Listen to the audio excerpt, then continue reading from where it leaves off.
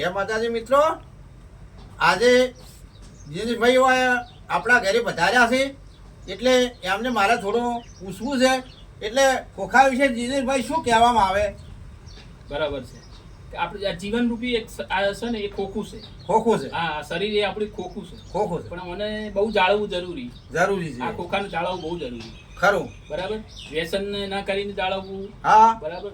કોઈ પણ વ્યસન થી મુક્ત રહીને આ ખોખું જાળવવું જરૂરી. જાળવવાની જરૂર. વહેલી ખાલી થઈ જાય. હા હા. બરાબર. બરાબર. એટલે એના માટે મેં બે શબ્દો લખ્યા. બરાબર. એ બે શબ્દો હું રજૂ કરું. કરો કરો. બરાબર. એનું નામ છે ખોખું. ખોખું. ખોખું કે ખખડી જાશે એક દિન આ ખોખું. ખોખું. ખખડી જાશે એક દિન આ ખોખું. ખોખું. પડી જાશે દોંત ને મોઢું થશે ખોખું. ખોખું. બરાબર. બરાબર. એટલે કે ખખડી જાશે એક દિન આ ખોખું. ખોખું. પડી જાશે દોંત ને મોઢું થશે ખોખું. આવશે એમ રાજા પાડા સવારી. પાડા સવારી. ત્યારે જીવ લેવા આવશે પાડા. આ જે જમરાજા ત્યારે પાડા સવારી આવશે. બરાબર. તે દી ખાલી કરવું પડશે આ ખોખું.